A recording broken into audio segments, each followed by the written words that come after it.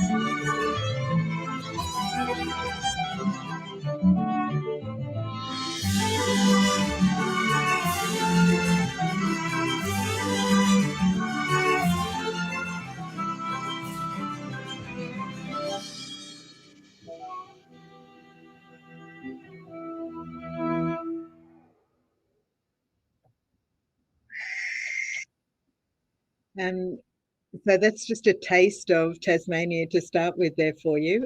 Somebody's asked a question, Nina, about polls, but I believe there are polls in there. So I'll get, if you click on the polls, there should be some questions in there. I'm just having a quick look now, and there are some few questions in there for you for the polls. So I know that helps with your competition. Um, so I'm not sure if there's someone on the line from TTG, but if you could have a look at the polls because I can see them. So I'll get them to have a look at that.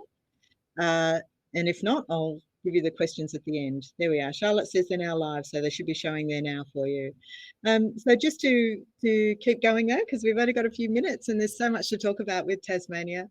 It is no ordinary place, as you can see on the screens there. And yep, we're quite quirky down here, and we can certainly like to have a yarn. So in terms of visitors coming to Tasmania, there's no shortage of people to chat to and find out about what's so where to go to next, or where to eat, where to drink, what should I do for a day trip. There's plenty of people down here that are happy to help them as they make their way through. And in terms of getting here and access, there are now non-stop connections from all major Australian cities. So since COVID, we've actually increased the number of flights that come through to Tasmania. And that means that that means that you can now get direct connections from Perth, from Adelaide, from Melbourne, from Sydney, from Gold Coast, from Brisbane. So it can really be just a one-stop connection through to Tassie as well. And in fact, even via Air New Zealand, so you can actually have that open jaw multi-destination itinerary going for your clients. In Tasmania, why come here? We have space to breathe. And I think after the last 2 years, a lot of people are looking for that. We certainly encourage people to let go of what may have been causing them a bit of stress and really connect and find that place within and inside themselves, the things that matter, whether that's with family, whether that's with friends, whether it's by going to a festival or a walk where you'll find nobody else along the beach. People reconnect in different ways. So we certainly have the space to do that here. About 40% of Tasmania is protected as UNESCO World Heritage Area. And the national parks, and we have some of the purest air in the world. Cape Grim on the northwest coast has been tested as the purest air in the world. There's nothing between there and Antarctica. So it's, you find people who, as soon as they get off the plane in Hobart, one of the things we talk about coming home is taking that breath of fresh air again. So um, in terms of sustainable travel, which I know a lot of people now, I think there was a survey recently, and 83% of people are actually looking for travel that is sustainable, particularly since COVID. Tasmania has met our target of net zero emissions for the 5th year in a row, and we continue to record the lowest carbon emissions in Australia and some of the lowest in the world. So that's certainly a key focus, a key pillar for tourism in Tasmania, including amongst our operators. And visitors to the island might discover creatures. As you can see, these are actually the Tasmanian paddy melons. I'm fortunate to have them around my house, so I do see them quite regularly, and they're gorgeous. But in terms of sustainability, it's important, of course, for our natural habitat and wildlife, and that's a key focus of tourism in Tasmania. You'll find your tourists, your visitors can interact in their natural habitat with a lot of our wildlife, but we also encourage people to visit places like Bonarong Wildlife Sanctuary or Devils at Cradle or Unzoo down on the Tasman Peninsula, because there people can look at, conservation in work as well. Sorry. And another highlight of travelling around Tassie, of course, is that there's plenty of opportunity to meet the makers at cellar doors, farm gates, local markets. Again, that feeds into that sustainable tourism ethos where, even hotels, restaurants, they're serving locally grown produce, Tassie-made wines, gin, whiskey, beer, whatever it might be, seafood, fruit. So the produce here is fresh, it's delicious, and again, it's that sustainability focus in mind with our growers as well. I thought I might focus on a couple of the key walkings, because walks are often a key feature of coming to Tasmania. And really, we have a range of walks for all range of access levels as well. So starting from short walks with Walk on Kunanyi on Mount Wellington, Kunanyi being the Indigenous name for Mount Wellington. So they offer a series of day walks and for all levels of ability as well. So they're worth checking out. They're trade ready in terms of product. For a multi-day destination walk, the Maria Island walks, which are also part of the Great Walks of Australia. They actually feature 3-night, 4-day walks on Maria Island. I was actually on Maria Island yesterday, and honestly, it's the most magical place. And if you want guaranteed wildlife experiences for your clients, you'll find it on Maria Island. Wombats galore. They're so gorgeous. Tasmanian Walking Company are also part of the Great Walks program, as our Freycinet Experience Walk with the Friendly Beaches Lodge as well. So there's a few walking companies that are all trade ready for you to be able to book either short or multi-day walks for your clients. And just lastly, on walks, we've also got the Wukalina Walk, which is run by the Aboriginal people here, the Palawa people, the first Tasmanians who've lived on the island for more than 40,000 years before European people arrived. And their 4-day Wukalina Walk is led by Palawa guides, and they share their connection to land and stories. And it's a really great way to engage with the community and connect with First Nations cultures in Tasmania. And just as we sort of get to the end of the presentation,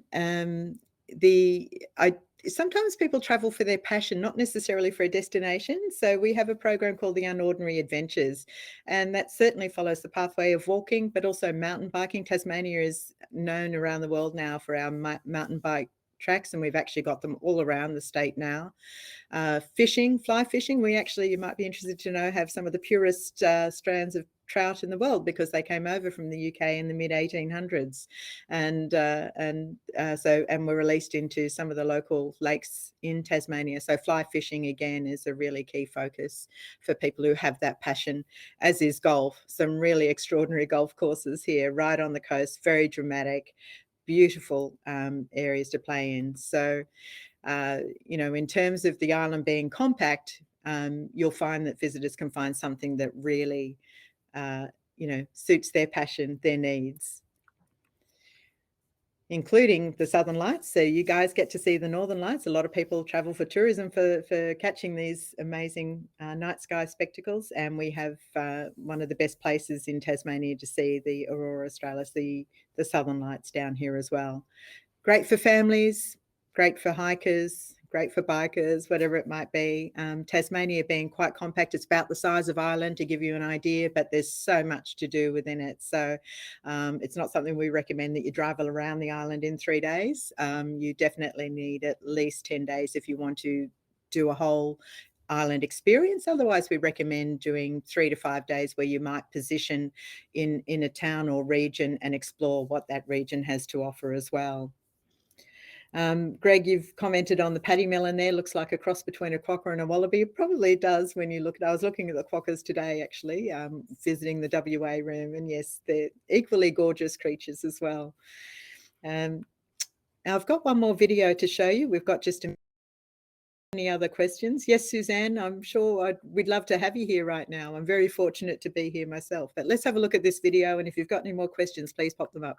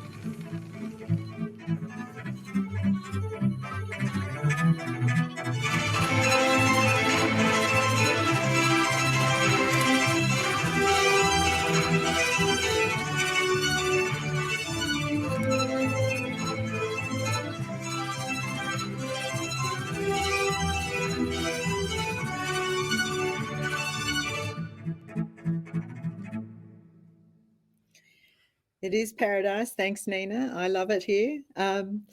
In terms, Jane, yes, it is possible to get copies of some of these videos. The trade video, which is actually in the Tasmania room, there is a link there to the tassietrade.com.au website, which I've got on the screen now as well. And you can actually download the Tassie Trade video. The two that I've just shown you will be putting up online very soon. So I'm happy to send you that.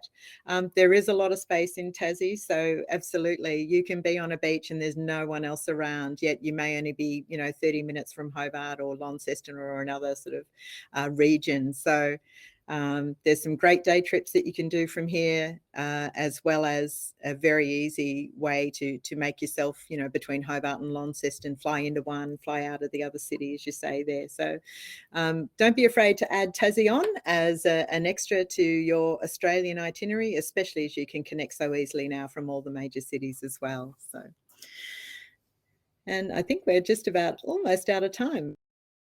Thank you all for your comments and how beautiful you're seeing it. So it is a lovely place and we look forward to seeing you here soon. Thanks, guys.